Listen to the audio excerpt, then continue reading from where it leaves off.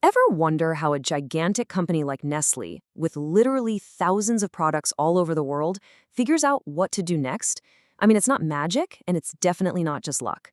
It's a system, a corporate playbook that's designed to win. So today, we're going to pull back the curtain and see exactly how that playbook works. Yeah, you've almost certainly had something they make. Maybe it was a Kit Kat, a Nescafe coffee, or even the food you give your pet.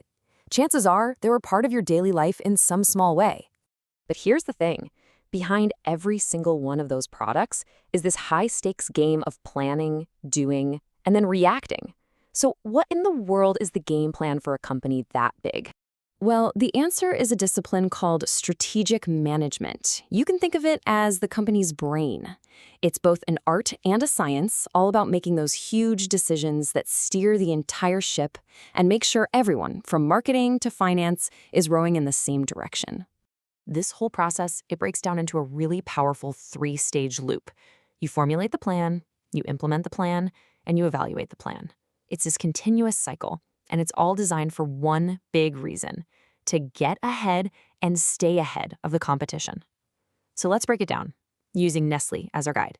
All right, first up is formulation. This is the thinking stage. It's all about hitting pause and asking two massive questions. Okay, where are we right now? And where do we actually want to go? You know, the first step in figuring out where do we want to go is having a super clear vision. For Nestle, it's not just about selling candy and coffee anymore. Their goal is a huge shift to become the world's #1 nutrition, health, and wellness company.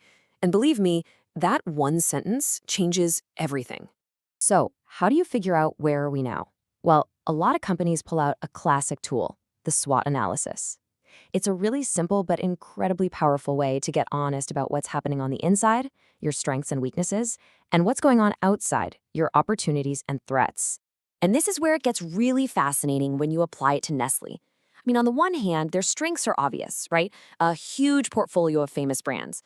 And on the outside, that health and wellness trend is a massive opportunity that lines up perfectly with their new vision. But see the tension here?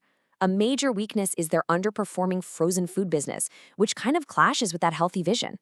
Then you throw in threats like activist investors, and suddenly you have a really clear, honest map of the battlefield. Okay, so you've got the plan. Now what? Welcome to stage 2, implementation. This is the doing stage, and honestly, it's often the hardest part. It's about turning that beautifully crafted strategy into actual, concrete action across the entire company. To make their big strategy real, Nestle zeroes in on 3 main pillars. They're not just crossing their fingers here. They are actively pushing for innovation in what they make. They're engaging directly with you, the consumer, to figure out what you want, and they're always trying to be more efficient to make it all work financially.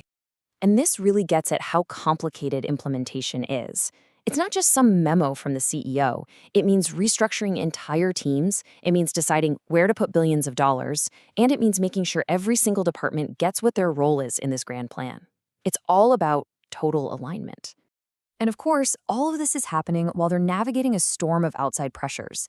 I mean, for Nestle, this isn't just theory. It's direct competitors like Unilever. It's customer demands shifting towards things like plant-based foods. It's new online business models.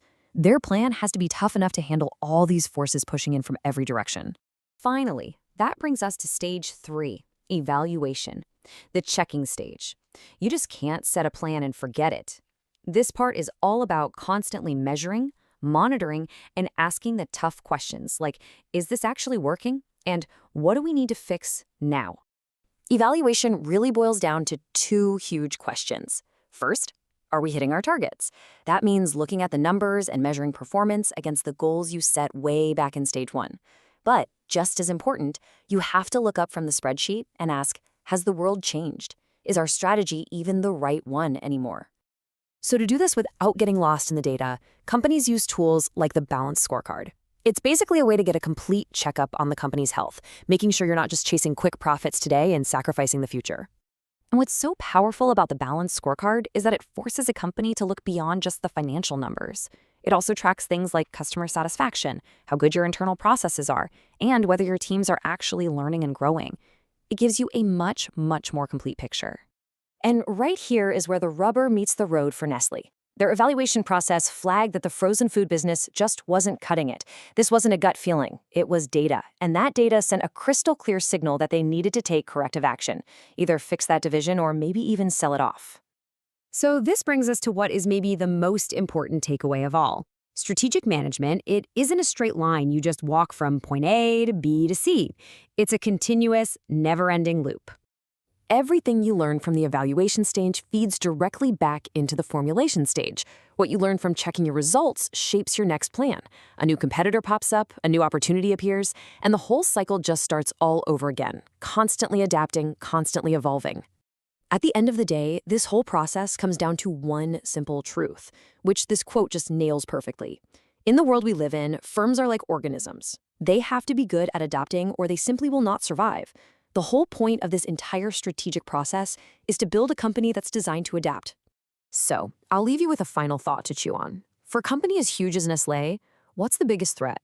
Is it some new startup with a clever new product? Or is the real danger inside the company? A failure to honestly look in the mirror, evaluate its own plans, and adapt before it's too late?